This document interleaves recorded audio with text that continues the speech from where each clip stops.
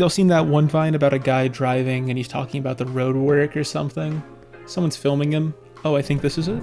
Slow down ahead. I sure hope it doesn't. Oh, that actually wasn't it. Was that me? I mean, it ties in well, so we're just gonna roll with it. So we all have been in that situation where we are driving around rush hour and we hit an area that's badly affected by the rush hour traffic, right? But in that setting, let me set a specific scene for you. So you just hit the traffic jam, but even though you hit traffic, Google Maps is still letting you know you were going to get to your destination on time around 6 p.m. You were excited by this and just sit back and relax while waiting to get to your destination. However, all of a sudden, you start to see these little red pop-ups on the road indicating a slowdown ahead. Initially, this is worrying, but you still feel inclined to trust the 6 p.m. estimated time of arrival it's showing, because when Google has such a good data collection system when it comes to serving you ads... Okay, Google, I know you're listening to me. I know you're trying to listen to my voice to serve me ads. And I'm going to say a word, and if you serve me an ad for it, I'm going to expose you. Apple. Bro, what? You would think their data collection of road data would be even better, since people willingly give up their location data for their driving daily. So, you trusting them, drive for around 10 minutes without checking the estimated time of arrival. But when you do, your heart drops. You now see your time of arrival is 6:10, and with even more slowdown icons than before, you realize you must have lost 10 extra minutes than before due to the traffic.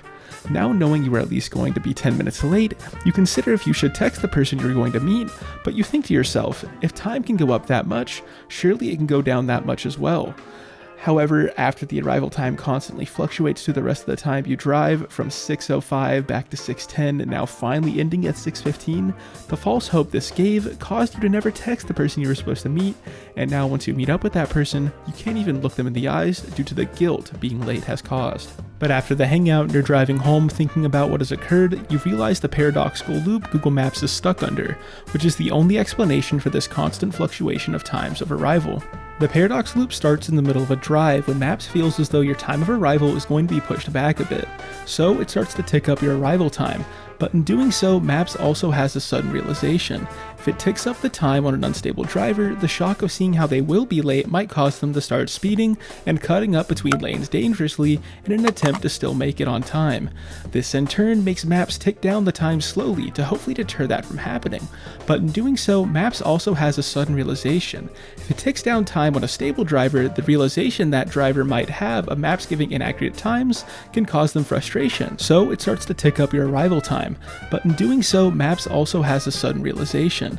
If it ticks up the time on an unstable driver, the shock of seeing how they will be late might cause them to start speeding and cutting up between lanes dangerously in an attempt to still make it on time.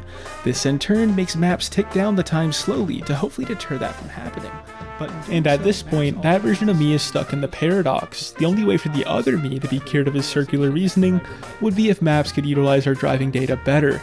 And based off the millions of drives they have tracked, surely that should be possible. But of course, why would they use effort to do that when if they just wait a few years, AI can surely get it done for them.